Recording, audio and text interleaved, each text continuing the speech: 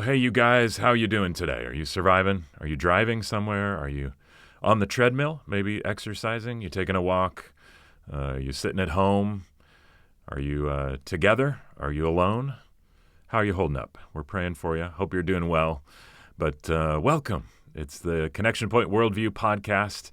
It's a podcast designed to take you deeper into places your student has already gone. And so we hope it's been a helpful tool for you, maybe just to encourage your own faith, but also clue you in about some cool stuff, important stuff that your students are learning.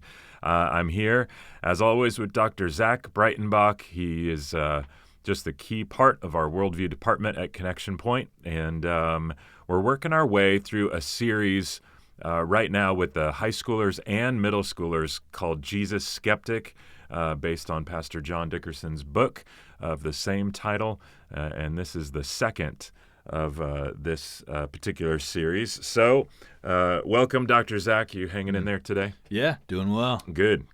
Well, just give us again, what was the goal of this entire series, and then what's the main goal of this second lesson? Yeah, so we introduced in the first podcast in the series how Pastor John wrote this book, Jesus Skeptic, about his journey of investigating Christianity. And this series is trying to show how Christianity has impacted the world. So last time in Lesson 1, we talked about how Christianity changes people internally, which is really the most important thing. How people who have tried Jesus have seen their lives changed for the better, and they found fulfillment in their lives. And this lesson, we're switching to the external, and we're looking at how have Christians, as they follow in the example of Jesus and the teachings of Jesus, changed the world for the better. That's cool. And so we're going to talk about like hospitals and medicine, science and technology, education and starting universities. That's where we're going today. Yeah, well, that's pretty big, especially looking at the scope of history, because empires rise and fall, celebrities become famous and then fade away, cultural movements become huge and then disappear. But somehow Jesus started this ripple effect unlike anything the world has seen. Why is that so amazing? Yeah, it is amazing when you think of it. You think of like Alexander the Great had this amazing empire back in the 300s BC, and it splintered pretty soon after he died. And the Roman Empire, as amazing as it was, controlled like 2 million square miles of land at its height in 117 AD. Jeez. And it just, it's not here today. Right. It fell apart eventually. The British Empire, just like a little over 100 years ago, in 1920 at its height, the British Empire controlled about 13.7 million square miles of land, the largest empire in the history of the world. Today, it's shrunk to about 120,000 square miles if you include the overseas territory. So it's lost over 99% of its territory in the last century. So this is what happens, with different movements. But somehow, Jesus launched the biggest movement in world history, and it's still going strong, and it's alive and well. And I think it is amazing when you consider who Jesus was, right? He was this Jewish carpenter. He never ruled a government. He never had wealth. He never wrote a book himself, though books were written about him. And he died a criminal's death. He lived in this very remote part of the Roman Empire. And yet this guy has come to make the biggest impact of any human in the history of the world in so many ways. And we're going to be looking at, just some of those today. Yeah, so 2,000 years later, still not fading, and it expanded across the globe, far out of just Israel. Yeah. Yes. So, well, let's go ahead and just start by talking about the hospitals and medicine. That's a good place to start as any. Tons of hospitals have actually got Christian names like St. Mary's, St. Jude, St. Francis. Indiana University's got Methodist Hospital, etc. There's a good reason for that. Tell us about how Jesus set an example that led to hospitals and huge advances in medicine. Yeah, it's interesting, right? Like when you look at these hospitals, they all have these Christian names. You don't see them with Hindu names or Buddhist names or atheist names. It's like, why is that? Well, it's because Christians started all the hospitals. And why does that happen? Well, because they're following in the example of Jesus. Jesus healed the sick, and he set an example for us, right? Like Matthew 14:14 says, Jesus saw this large crowd, he had compassion on them, and he healed their sick. And he was always doing that. He was a healer. Jesus said that caring for the sick, and the least of these, is even equivalent to serving him. In Matthew 25, he's talking about, judging the world, and he's going to say to believers, right? I was hungry and you gave me food. I was thirsty, you gave me drink. I was a stranger and you welcomed me. I was naked and you clothed me. I was sick and you visited me. I had the physical ailments and you cared for my sickness. And they're going to say, well, when did we see you like that, Jesus? And he's going to say, truly I say to you, as you did it to one of the least of these, my brothers, you did it to me. And so Jesus said that caring for the sick and those in need is equivalent to caring for him. It's that important to him. He also tells the parable of the Good Samaritan, how we're to have love for all people and show compassion for all people. There was this Samaritan who had compassion on a Jew who was beaten up real bad, left on the side of the road, and none of the Jewish people who walked by, even priests and religious leaders, wanted anything to do with this guy. But it was a Samaritan in Jesus' parable who had compassion on him and bound up his wounds and poured oil on him and took care of him and helped him get well.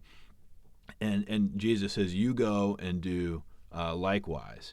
So this example that Jesus set of caring for those who were sick and injured and in need, and the least of these, has made a huge impact on Christians. And you might think, well, doesn't everybody see the importance of that? Hasn't everyone realized we need to care for the sick and that sort of thing? Yeah. Well, no. Compassion for the sick was rare in the ancient world. Seneca, a Roman philosopher who lived in the 200s AD, said this. He said, we destroy monstrous births, and we also drown our children if they are born weakly or unnaturally formed. To separate what is useless from what is sound is an act not of anger but of reason. So that's how the Romans would think of it, right? If you have a child who's born with some kind of birth defect or some kind of problem and they weren't, quote unquote normal, they would discard them.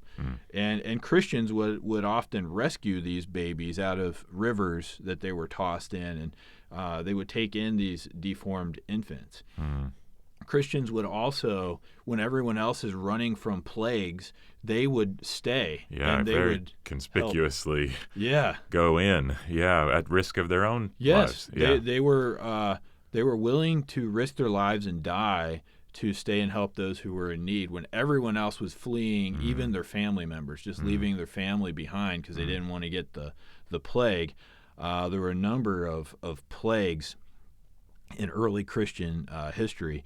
Dionysius of Alexandria talks about how he says most of our brethren showed love and loyalty, not sparing themselves while helping one another, tending to the sick with no thought of danger, and gladly departing this life with them after becoming infected with their disease. He's talking about during the plague of Cyprian, which is this really nasty disease where people had fever and diarrhea, vomiting, throat ulcers, just all kinds of nasty things that you wouldn't want to get. But Christians were staying and were willing to get those things to help people who were sick.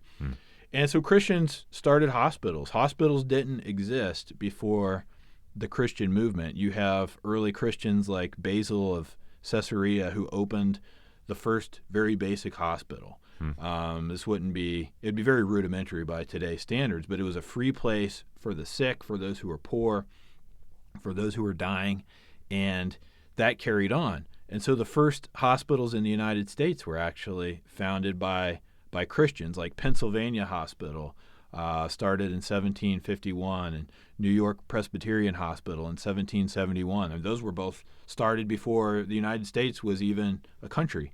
Massachusetts General Hospital in 1811. All these early hospitals started by Christians.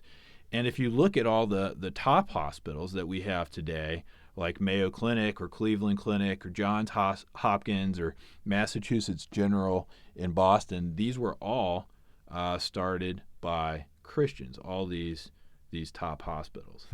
You mentioned the Mayo Clinic there. That's the top-ranked hospital in the U.S. and actually in the world, I think. So it's got a especially interesting story. Can you tell us about that? Yeah, it does have an interesting story. So there was this huge tornado that hit Rochester, Minnesota in 1883, and they didn't have the modern Fujita scale to measure tornadoes back then, but it very likely would have been an F5 tornado, like over 200-mile-an-hour winds. Jeez. Just incredible damage. Just strong homes even were swept away, cars thrown. It just was destroying everything. That's what an F5 can do, and it's what it did to this town. And imagine this is back in 1883. So 37 people died, over 200 people were injured, and it was Christians who saw the need to help all these people who were just devastated by this tornado. Mary Mose was a Catholic nun who convinced a Christian doctor, medical doctor named William Mayo, to start a hospital to help these people injured in the tornado. And he said, well, we're going to need more doctors. We're going to need nurses. And Mary Mose said, well, me and the other nuns, we'll be the nurses. And they rounded up other doctors, and they started what became the Mayo Clinic, like you said, the top ranked in the country today, top ranked in the world. It was started because of Christians who were trying to help people who are in need. Who are some of the other notable Christians who've advanced medicine? Yeah, there's a lot of them. We highlight some in this lesson, like Edward Jenner, who lived in the 1700s to 1800s. He created the first vaccine. And he actually developed a vaccine for smallpox, which had killed hundreds of millions of people. So he's credited with saving more lives than any single person in human history. That'd be a pretty good thing to have on your resume. Yeah. I saved more lives than anyone in human history. That's pretty good. And so he was a Christian and did that. Florence Nightingale just revolutionized nursing.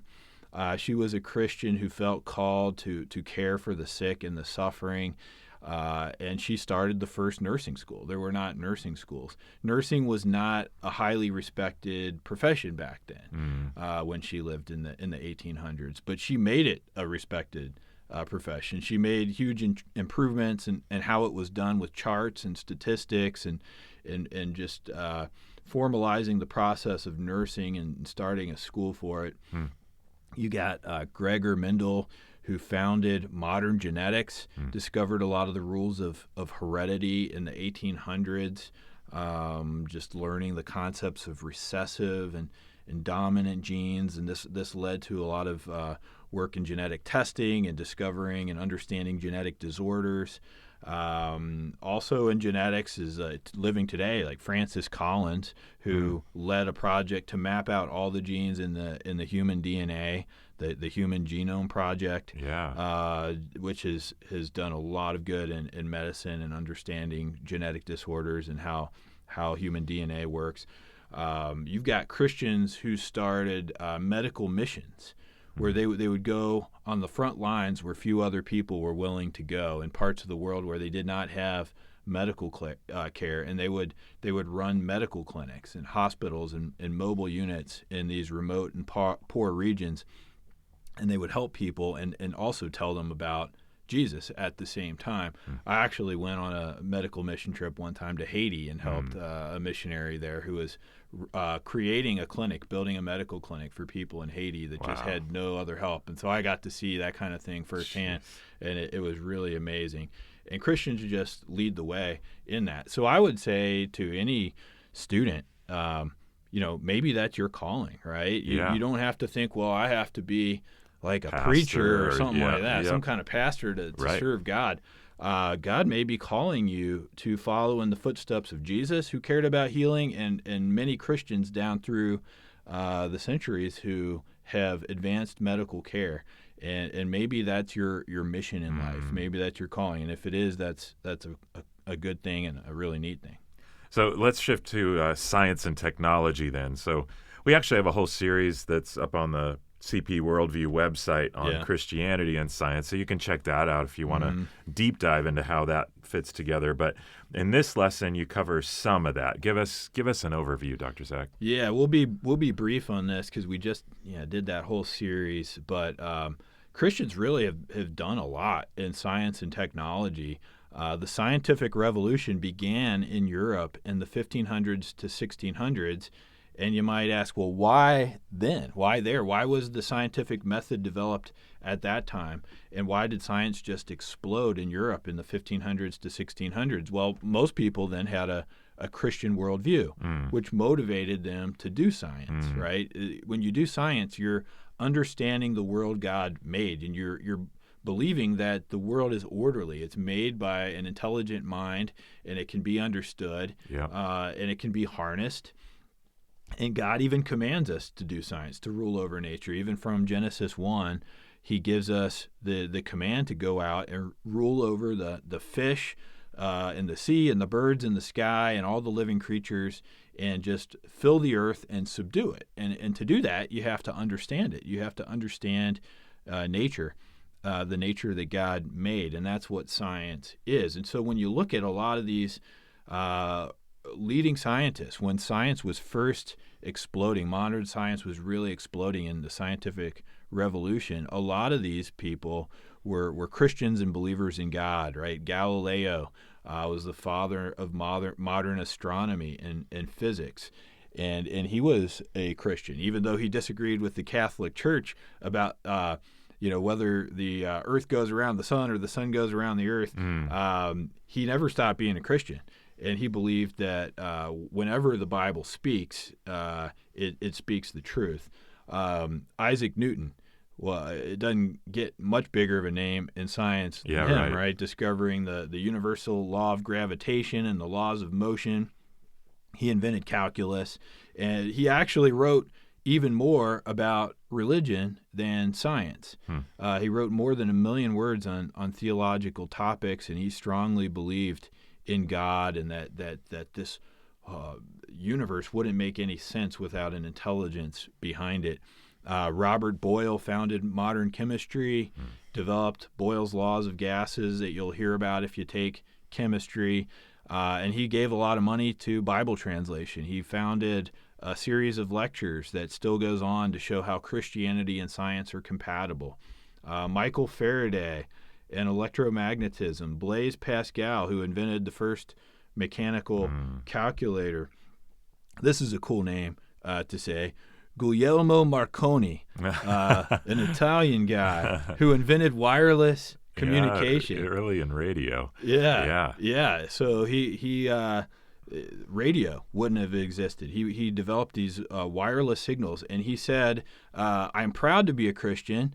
I believe not only as a Christian, but a scientist as well. A wireless device can deliver a message through the wilderness, but in prayer, the human spirit sends invisible waves to eternity, waves that achieve their goal in front of God." So you just got all these Christians who believed that doing science made sense because of an intelligent God who made it, and you're trying to figure out the world that he made. Wow. So Christians have made this huge impact on science and the technologies that have come from science. So maybe you will see that as your calling, right? Maybe God's calling you to work in science, and that's not only acceptable for a Christian, but I think very consistent with the Christian faith as well.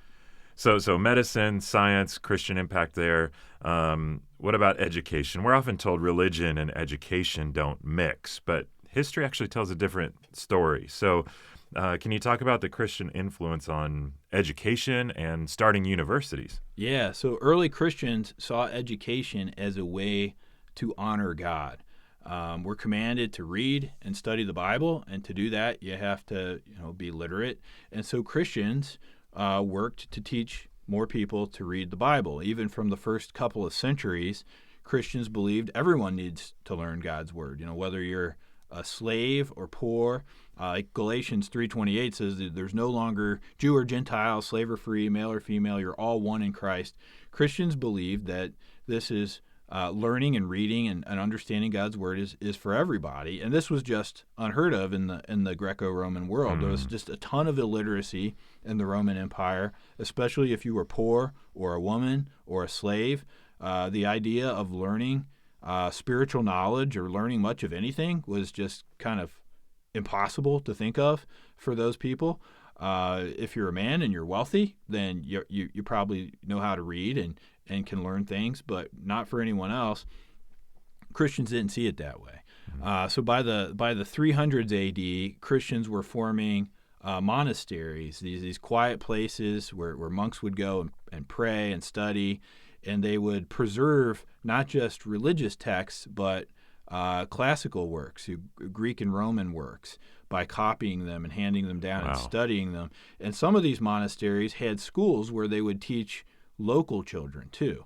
So literacy just became part of Christian spiritual life. And so the focus at first was teaching the Bible, but over time, these schools in monasteries would teach math and logic and other subjects as well.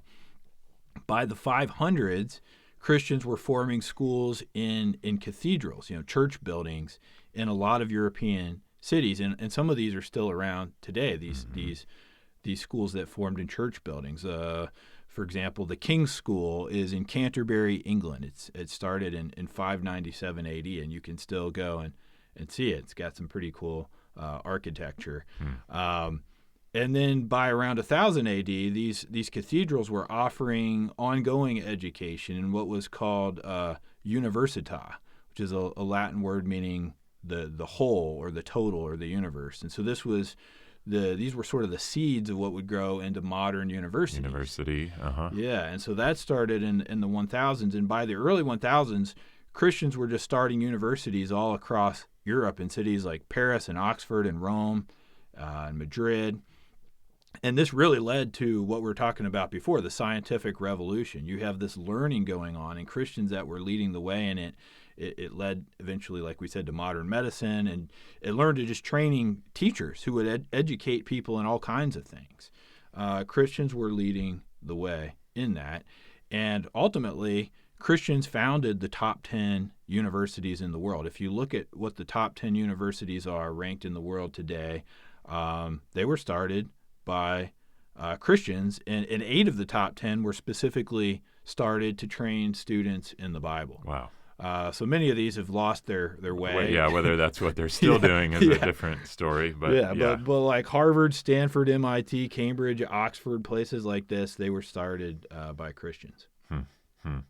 Well, after this lesson, we should have a lot of things we could say to a friend if he or she claims that the world would be better off without Christians in it, right? Yeah, I think so. There'd be far less education for all people, which would affect a ton of things, right? It'd affect the legal system, it'd affect professionals that work in every kind of field that you can think of, right? Just all kinds of fields require education. There'd be a lot less of it. There'd be fewer people helping the sick. There wouldn't be the hospitals we have today, at least not as advanced. Medicine wouldn't be as advanced. There'd be a lot more death. There'd be a lot more suffering. Yeah. We would just be weaker overall globally in science. There'd be less modern conveniences than what we have today, that technologies that have come from science. So there'd just be a lot of ways that the world would be worse off without the impact of Christians. So again, like I've been saying throughout, I think Christians have promoted education in all these ways. Maybe you are called to serve Jesus in some kind of academic career using your mind and following a legacy of Christians over the centuries. Okay, so as we wrap up, what's a question that parents could discuss with students about this particular lesson? Yeah, just after hearing all this stuff, maybe ask them, what do you think the world would be like if Christians hadn't done all this to start schools and hospitals and science? Yeah. And do you think that God might be calling you to a career in one of these areas, maybe as a scientist or a doctor or nurse or some other academic area?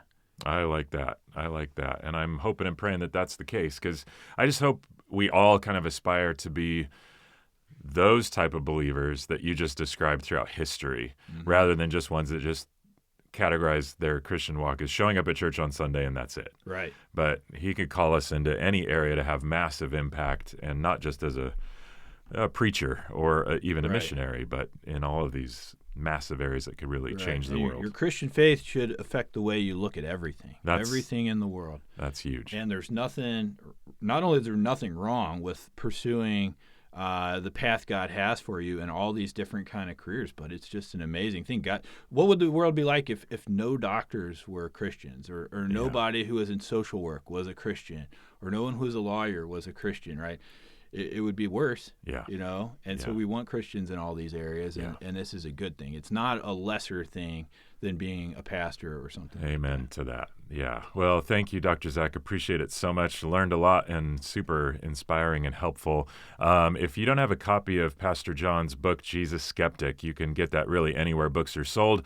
Amazon's probably the quickest stop, but the book is Jesus Skeptic by John S. Dickerson, and our actual pastor at Connection Pointe.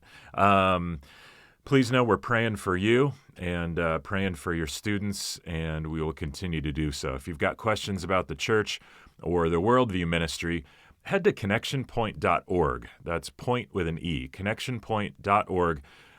Click on the Worldview tab, and you can get all sorts of information, and also share the podcast from there too. We'd ask that you would do that. If you get a chance, share this podcast with a friend that might be able to benefit from it. Helps us out, helps this be a ministry that doesn't just impact you and your family, but anybody else that you know. Otherwise, God bless you. We'll be back with another episode real soon.